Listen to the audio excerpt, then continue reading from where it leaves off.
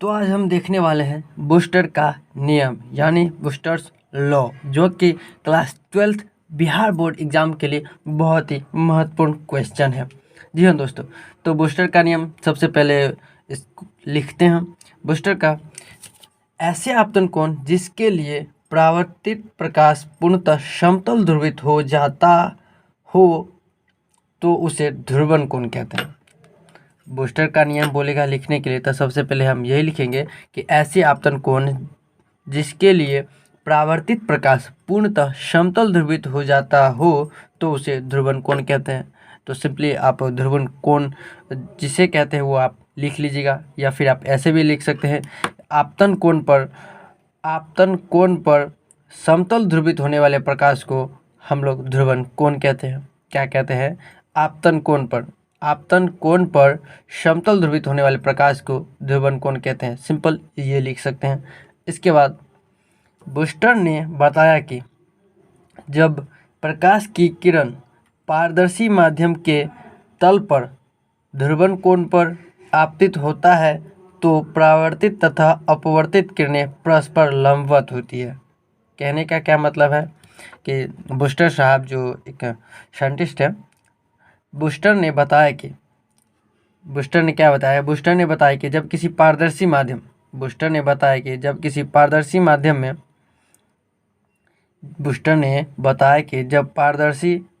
में किसी प्रकाश की किरण को ध्रुवन कोण पर आपतित किया जाता है। बूस्टर ने बताया कि पारदर्शी माध्यम में जब किसी प्रकाश की किरण को समतल या फिर ध्रुवन कोण पर आपतित किया जाता है तो परावर्तित तथा अपवर्तित किरणें परस्पर क्या होती है? लंबवत। यानी कि लंबवत मतलब 90 डिग्री के कोण पर होती है, यानी कि लंबवत होती हैं। लंबवत बूस्टर साहब ने क्या बताया? बूस्टर ने बताया कि जब किसी पारदर्शी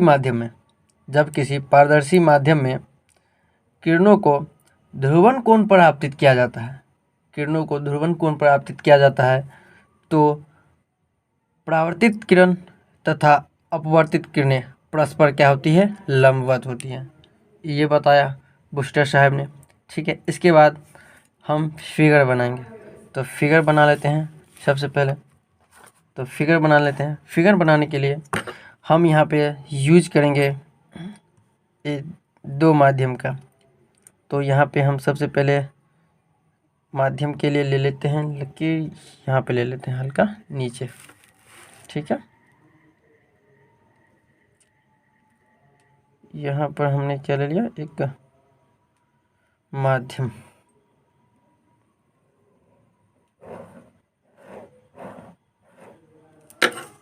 ठीक है, हम यहाँ पे जो ऊपर वाले माध्यम को वायु मान लेते हैं और नीचे वाले को हम जल मान लेते हैं, यानी कि ये वायु माध्यम में, ये जल माध्यम में। ठीक है, या फिर आप इसे एक कांच भी मान सकते हैं, जो मानना चाहें। ऊपर वाले को हम वायु और नीचे वाले को जल मान लेते हैं, यानी कि यह क्या है? एक पारदर्शी माध्यम है। कैसा माध्यम है? पारदर्शी माध्यम है। तो यहाँ पे हमने क्या मान लिया? पारदर्शी माध्यम। यहाँ पे पारदर्शी क्या है? यह एक पारदर्शी माध्यम है। तो पारदर्शी माध्यम पे में हम क्या करते हैं? एक आपतित किरण लेते हैं। पारदर्शी माध्यम में हम क्या करते हैं? पारदर्शी माध्यम में एक आपतित किरण लेते हैं। ठीक है, आपतित किरण ले लिया और आपतित किरणें के बाद यहाँ पे हम क्या लेते हैं? एक अभिलंब ले लेते हैं। ये मैंने पढ़ा है कि जब कोई किरणें विरल माध्यम से सघन माध्यम में प्रवेश करता है।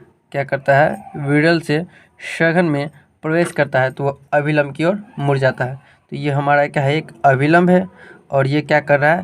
एक विरल माध्यम से सघन माध्यम में क्या कर रहा है? प्रवेश कर रहा है। तो यह अभिलंब की ओर मुड़ जाएगा। तो यहाँ पे कोई माध्यम है, इससे टकराने के पश्चात ये पूर्णतः किधर जाती है? परावर्तित हो जाती है। तो हम इसे क्या कर देते हैं? क्या है? तो यह हमारा परावर्तित प्रकाश है, यानी कि इसे हम समतल ध्रुवित प्रकाश कहते हैं। और यह क्या है? विशेष अध्रुवित प्रकाश है। अध्रुवित प्रकाश है यह क्या है, एक अध्रुवित प्रकाश है।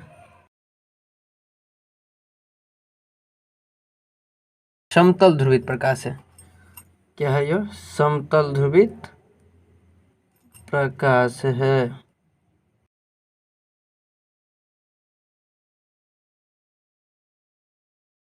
प्रकाश को हम P मान लेते हैं। क्या मान लेते हैं? सिंपली P मान लेते हैं। और यह जो समतल ध्रुवित प्रकाश है हम इसे R मान लेते हैं। क्या मान लेते हैं? R मान लेते हैं। और इसे हम Q मान लेते हैं। क्या मान लेते हैं? तो Q मान लेते हैं।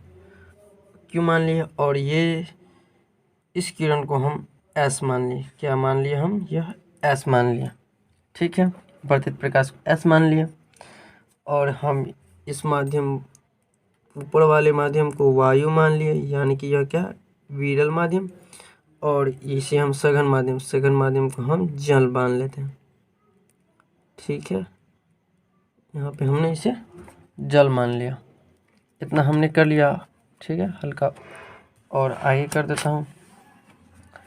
ठीक है, इसके बाद सिंपली यहाँ पे जो है कोण क्या बनेगा? यहाँ पे जो है एक कोण IP बनेगा।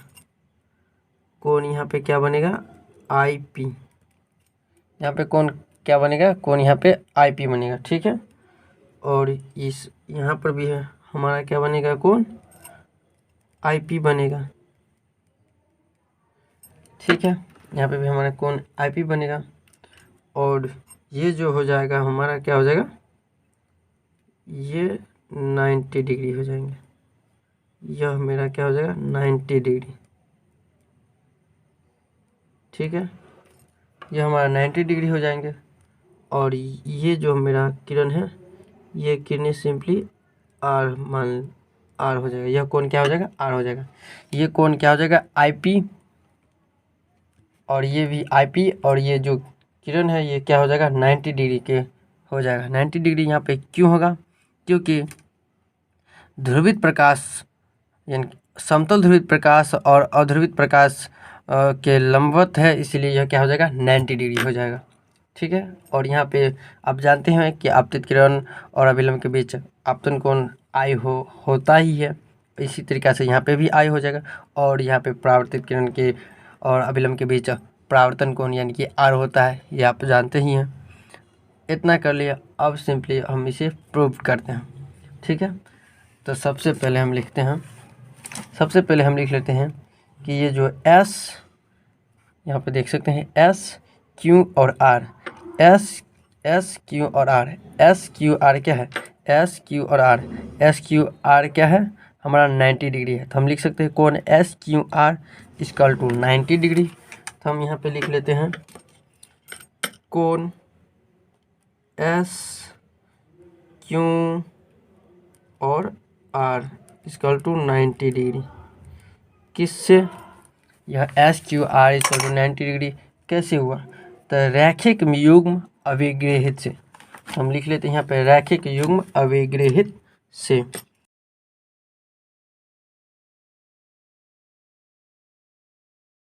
लिख सकते हैं कोण या फिर डायरेक्ट हम लिख सकते हैं IP।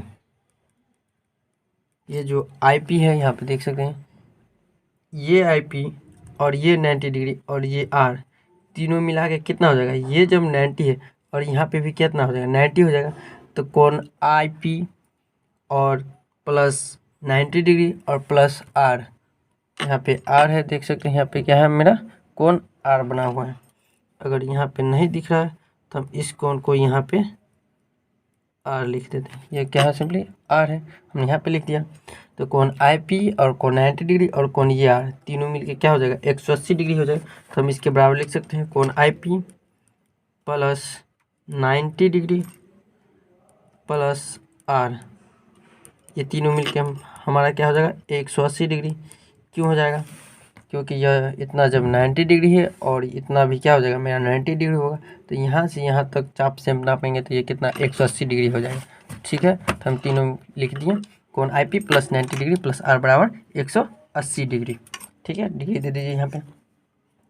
इसके बाद हम दिस सिंप्लाइज का चिन्ह दे देंगे और इसके बाद I P plus R equal to 180 minus 90 degree.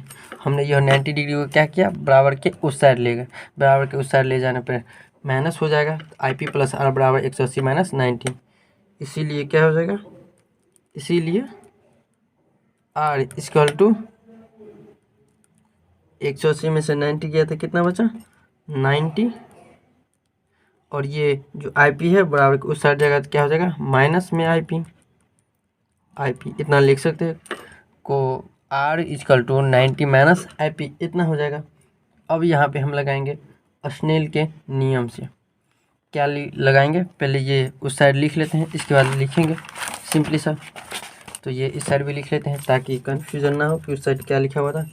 इसीलिए आर बराबर 90 माइनस आई पी इतना लिख लिया। अब यहाँ पे लगाएंगे हम स्नेल के नियम से। साइन ए बट्टा sine R equal to mu. Mu क्या है, म्यू क्या है, एक नियतांक है। तो साइन ए बट्टा साइन आर बराबर म्यू यानी कि नियतांक। तो लिख सकते हैं sine I upon sine R equal to, हम म्यू को यहाँ पे एन लिख लिए, सिंपली क्या लिख लिए, एन लिख लिए। ठीक है, तो इसके आगे हम लिखते हैं। अब सिंपली से हम साइन आई की जगह हम क्या लिख सकते हैं, दिस इम्प्लाइज साइन आई की जगह हम साइन आई पी लिख सकते हैं, और साइन आर की जगह हम साइन और आर, साइन आर का मान हमने क्या निकाला है, तो 90 माइनस आई पी बराबर में एन है, तो एन यहाँ पे साइन आई को हम साइन आई पी तो लिख ही सकते हैं, और साइन आर का मान हमने क्या निकाला, आर का मान यहाँ पे देख सकते हैं कि आर बराबर है 90 माइनस आई पी, इसलिए आर की जगह हमने क्या दिया 90 माइनस आई पी। तो साइन 90 माइनस आई पी बराबर एन लिख लिया। अब यहाँ पे हम जानते हैं चूँकि में कि sine 90 minus theta equal to क्या होता है, कॉस थीटा होता है। तो यहाँ पे भी वही हो जाएगा। दिस सिंप्लाइज करेंगे सिंपली सा, this simplify sine I P का साइन आई पी, और इसके बाद साइन 90 माइनस थीटा यानी कि साइन 90 माइनस आई पी बराबर क्या हो जाएगा, cos I P, cos I P इतना हो जाएगा। बराबर में एन है यानी कि नियतांक है, तो यहाँ पे हम एन ही दे देंगे। ठीक है, इसके बाद हम क्या करेंगे, साइन, यहाँ पे आप एक और फॉर्मूला जानते हैं, यहाँ पे एक और फॉर्मूला आप जानते हैं कि साइन थीटा बट्टा कॉस थीटा बराबर क्या होता है, टेन थीटा। ये आप जानते हैं, पढ़े हुए हैं पीछे। Sine theta upon cos theta बराबर क्या होता है, टेन थीटा। तो यहाँ पे सिंपली सा क्या हो जाएगा, sine I P upon cos I P को हम लिख सकते हैं क्या, टेन आई पी लिख सकते हैं। 10 आई पी तो हम इसको लिख सकते हैं ना, तो सिंपली हम यहाँ पे लिख देते हैं 10 आई पी बराबर में जो n है, तो n जितना है उतना हमने लिख दिया। ठीक है, इसके बाद आगे हम सॉल्व करते हैं। 10 आई पी बराबर n, इसके बाद हम यहाँ पे दिस सिंप्लाइज दे दीजिए, I P equal to n, ये गुना में है और बराबर के उस साइड जाता था, किस में आ जाता है, तो भाग में आ जाता है, तो 10 आ जाएगा। आई पी बराबर क्या हो जाएगा, n 10 आ जाएगा।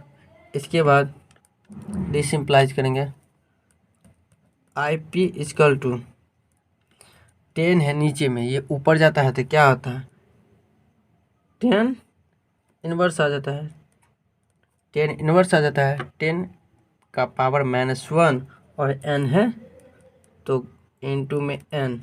तो यही हमको क्या करना था, प्रूव करना था। तो ये हमारा क्या हो गया, प्रूव्ड हो गया।